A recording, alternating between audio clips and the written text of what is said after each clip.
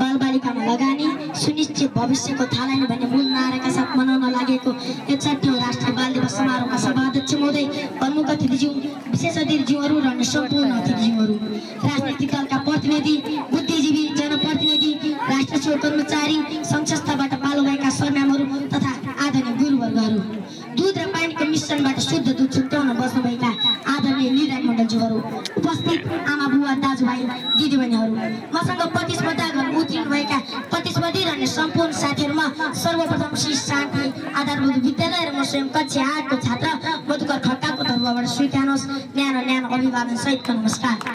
हामी जस्तो तेस्रो धुममा भएका बालबालिकालाई भविष्यका असल वक्ता बनाउने मनसायले बाल अधिकार सुनिश्चित गर्न सरकारवालाको भूमिका भन्ने मूल शीर्षकको वक्तृत्व कला प्रतियोगिता गरी मलाई पनि वक्तृत्व बाँच्न मौका दिलाउने आयोजक टिमप्रति हृदयदेखि नै आभार प्रकट गर्दै मेरो वक्तृत्वलाई अगाडि बढाउने अनुमति चाहन्छु, जसलाई म कवितात्मक शैलीमा सुरु गर्न चाहन्छु।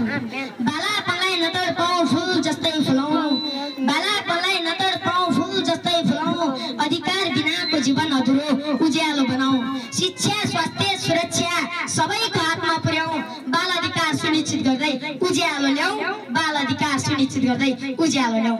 सभाध्यक्ष महोदय, हामी बालबालिका केवल आमा बाबाको सन्तान मात्र होइनौँ, हामी बालबालिका राष्ट्रका अमूल्य फुल र उज्यालो भविष्यका बिउ हौँ। तर आज पनि कतिपय बालबालिकाहरूले पढ्ने कापी कलमको सट्टा भारी बोझ र माटोमा पसिनाले भविष्य नै लथालिङ्ग पारेका छन्, मैदानमा खेल्नुको सट्टा इट्टा भट्टामा टाढी लाग्दो जीवन बिताएका छन्। नेपालले बाल अधिकार सुनिश्चित गर्ने बाचा गरिसकेको छ, तर यथार्थ यस्तो छ, युनिसेफको प्रतिवेदन अनुसार करिब 70% बालबालिकाहरू विद्यालय बाहिर छन्। बाल विवाह, बाल श्रम, हिंसा र असमानता उनीहरूको सपना मुस्कान र बालापन चोरेको छ। बालबालिका त 18 वर्ष मुनिका सम्पूर्ण व्यक्ति होइनन् र, तर ब्राह्मण मेरो देशका बालबालिका 12 वर्षको कलिलो मेरो होटलका जुठा भाडा माग्न बाध्य छन्, काम गरी जीविका चलाउन छिमेकी राष्ट्र भारतमा भरिया छन्। अनि तपाईँ हामी मात्र बाल अधिकारको नारा लेखेको पम्पलेट समाति उफ्रिन्छौँ कि यो बाल अधिकार? अवश्य होइन, सरकारले नीति बनाउने मात्र होइन, त्यसलाई कार्यान्वयन गरेर व्यवहार उतार्नुपर्छ। अनि तपाईँ अभिभावकहरू माया, सुरक्षा र शिक्षा दिनुहोस्, आफ्ना सन्तानलाई श्रम र हिंसाबाट बचाउनुहोस्। हाम्रो समाजले अन्याय दुर्व्यवहारदेखि मन बस्नु हुँदैन, यसका विरुद्ध बुलन्द आवाज उठाउनुपर्छ। अनि शिक्षक गुरुवर्गले अक्षर मात्र होइन, जीवनको मूल्य, आत्मविश्वास र सृजनशीलता बालबालिकामा रोक्नुहोस्। आदरणीय सङ्घ संस्थाका पदाधिकारीहरू, तपाईँ चेतना फैलाउने र निगरानी गर्ने प्रहरी बन्नुहोस्। तपाईँको यति भूमिकाले बालबालिकाहरू अधिकारयुक्त र सक्षम अनि भविष्यका असल कर्णधार बन्नेछन्। सभाध्यक्ष महोदय, यतिकैमा एउटा छोटो कहानीको स्मरण आयो। मेरो गाउँको साथी कृष्ण पढाइमा तेज थियो, उसको सपना शिक्षक बन्ने थियो, तर गरिबीले उसको भविष्य नै अधुरो बनाइदियो। उसका बाबा भारतमा काम गर्थे र उसलाई पनि उतै लैजाने निर्णय गरे, तर गाउँकै बाल क्लब र शिक्षकले उनीहरूलाई बुझाए, विद्यालयमा स्कुल फिडिङ व्यवस्था गरे। आज कृष्ण कक्षा 8 मा उत्कृष्ट बनेका छन्।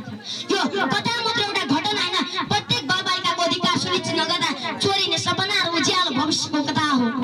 सभाध्यक्ष महोदय, बालबालिका भोलिका भविष्य हुन्, उनीहरूको अधिकार सुनिश्चित गर्नु हामी सबैको सामूहिक जिम्मेवारी हो।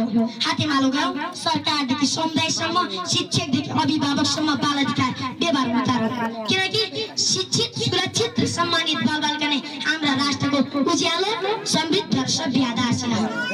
अन्तमा, children are the living message we send to a time we will not see, अर्थात् बालबालिका ती जीवित सन्देश हुन् जुन हामीले भविष्य पठाउँछौँ तर आफैले देख्न सक्दैनौँ। बाल अधिकार सुनिश्चित नगरी उनीहरूको भविष्य बर्बाद गर्यो भने आजको हाम्रो गलत निर्णय उनीहरूको उज्यालो भविष्य अन्धकार बनाउनेछ। जाँदा जाँदै नेपालले बाल अधिकार सम्बन्धी महासन्धि 1989 मा र संविधानको धारा 39 मा बाल अधिकार हस्ताक्षर गर्नु मात्र नेपालले बाल अधिकार सुनिश्चित गर्नु होइन, त्यसलाई कार्यान्वयन गरेर व्यवहार उतारे मात्र नेपालले बाल अधिकार सुनिश्चित गरेको हुन्छ।